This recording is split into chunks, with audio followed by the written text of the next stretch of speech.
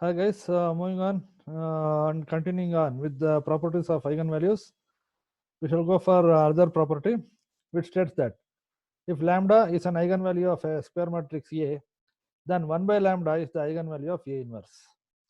Of course, in this case, we assume that lambda is not equal to 0. Because if lambda is equal to 0, then 1 by 0, 1 by lambda equal to 1 by 0 is infinity. So such case would be absurd. So that's why we assume that lambda is equal to not 0 for calculating the eigenvalue of A inverse only. So if A is having a square matrix of dimension n cross n, A is having a eigenvalue of lambda, then the eigenvalue of A inverse is given by 1 by lambda such that lambda is not equal to 0. Proof is very easy. Use the starting equation of the eigenvalues. Ax is equal to lambda x, call it equation 1. Pre-multiply both sides by A inverse. So if I pre-multiply both sides by A inverse, I get A inverse into Ax is equal to A inverse into lambda x. Now recall that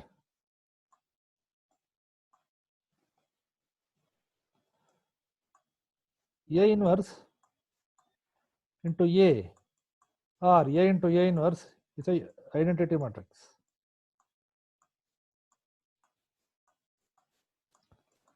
So that's why this is identity matrix.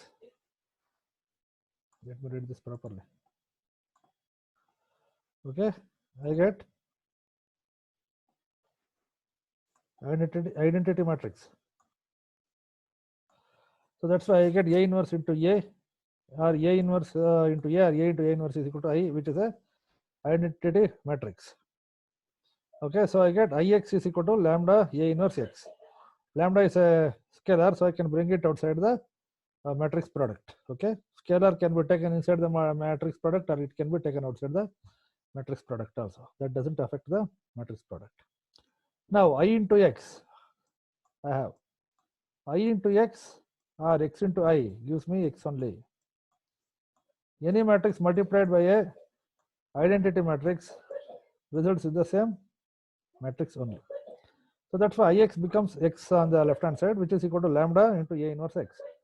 Now if lambda is a scalar which is not equal to 0, then I can bring this lambda to the left hand side. So after this substitution, I get after cross multiplication of this scalar lambda, which I am bringing to the other side. So I can write this as 1 by lambda into x is equal to A inverse x, or simply A inverse x is equal to 1 by lambda into x. Now compare this, call it equation 2. Compare equation 2 with equation 1. So this is exactly same as that of equation 1, only difference is that instead of Ax I have got A inverse x, and instead of lambda x I have 1 by lambda x, such that lambda not equal to 0. So this means that we have proved that A inverse has a eigenvalue of 1 by lambda, where lambda is assumed to be not equal to 0. That is lambda not equal to 0. Lambda is assumed to be not equal to 0.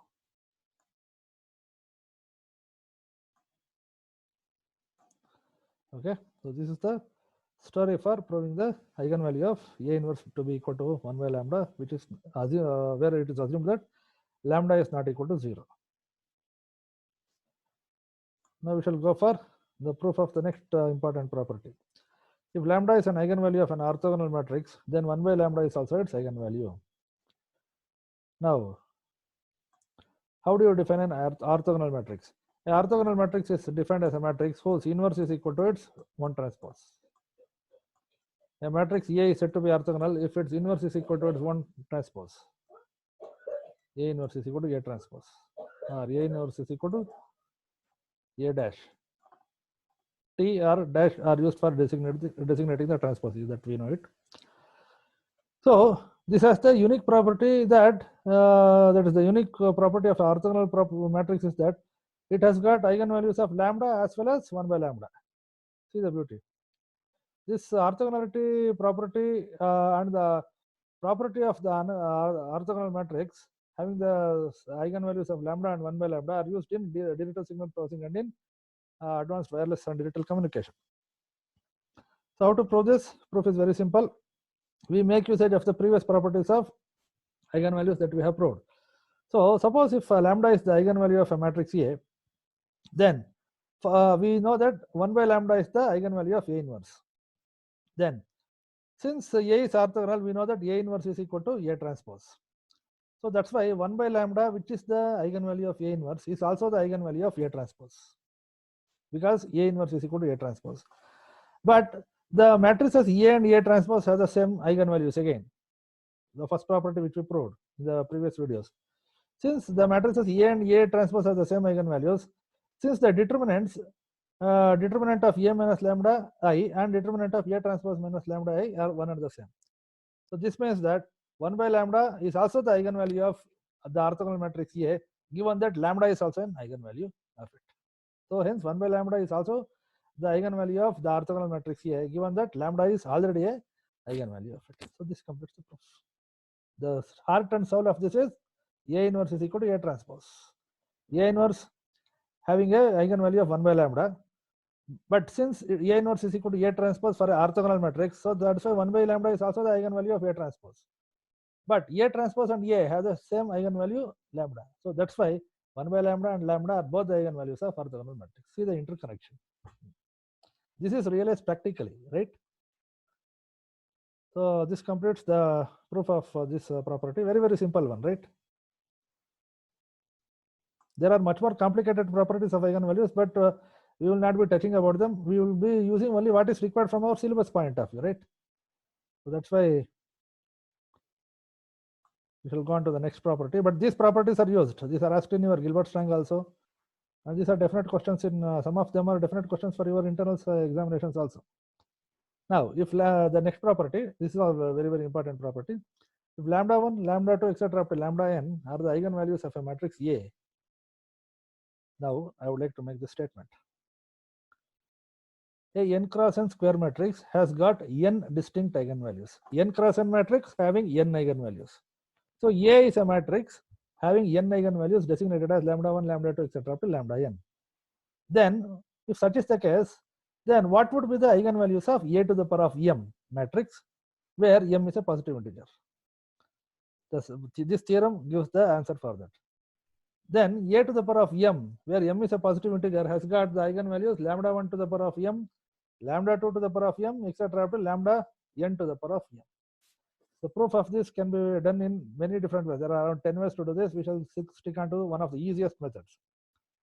Let lambda I be the eigenvalue of A, and let xi be the corresponding eigenvector. Here there is a printing mistake which you need to correct.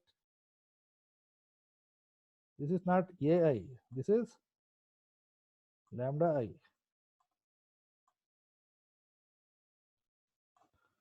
This is lambda I.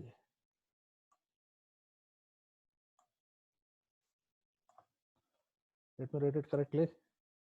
Writing mathematical equations using Zoom is a very tedious thing here.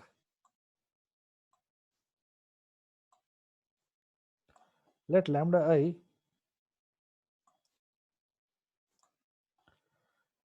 see how many times I have to do it, but we have to do it, and because concept should be more clear, no?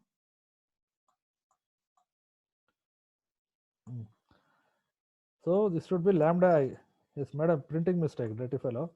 So this should be lambda I. Lambda I be the eigenvalue of A and xi be the corresponding eigenvector. Then the heart and soul of eigenvalues equation axi can be written as lambda I into xi. To call it equation 1. So if that is the case, what would be the eigenvalue of A squared? So A squared xi can be written as, now consider A squared into xi, this can be written as A into A xi. A into A xi. A xi you take within brackets. So A xi, now I have A xi within the brackets. Now use equation 1. From equation 1 I have A xi is equal to lambda I into xi. So A xi can be written as lambda I into xi with A. This A is what A I have written here. So A xi. Now lambda is a scalar, take it outside. So lambda into A xi I get. Lambda I into, this is lambda I, again a printing mistake. So lambda I into lambda I xi I have. So lambda I into lambda is lambda I squared multiplied by xi. So I have lambda I squared xi. Call it equation 2.